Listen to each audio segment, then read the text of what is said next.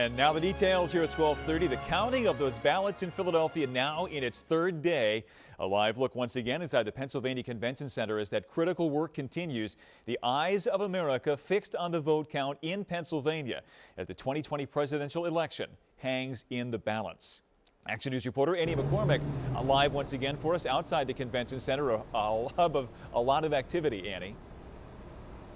Yeah, Brian, it looks like most of the activity is not only happening with the counting, but also within the courts. I do want to give you an update in regards to a brief pause that happened today in regards to the counting. We are told that the count is now going forward. There was a brief pause in light of the ongoing litigation, but it has resumed in accordance with the law. That is according to a spokesperson for the city commissioners. We're going to get into what that lawsuit is about, but it has to do with how close ballot watchers can get to ballot counters. But first, we want to give you an update about what has been posted. 20,000 more mail-in votes were posted to the city commissioner's website this morning. That is in addition to in-person votes that were also added from multiple precincts that were lagging on reporting, which is something that is normal within the election process. But now more than 100,000 mail-in votes still need to be counted, and there are still more mail-in votes coming in. Everybody wants to know how much longer. At this point, though, it still could be days.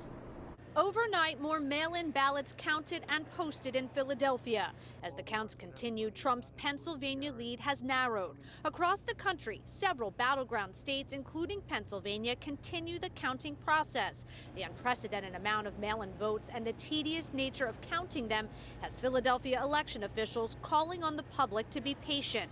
Yesterday, the bipartisan panel of commissioners reiterated they want the count done right and with transparency. And we're also live streaming everything that is going on in that room. So certainly, you know, it's very transparent. Trump's campaign team has filed several lawsuits in regards to the counting process and this morning claimed victory, holding up a court order. While near the convention center, the order allows closer access for ballot watchers. Democratic Pennsylvania Senator Bob Casey weighed in this morning on CNN.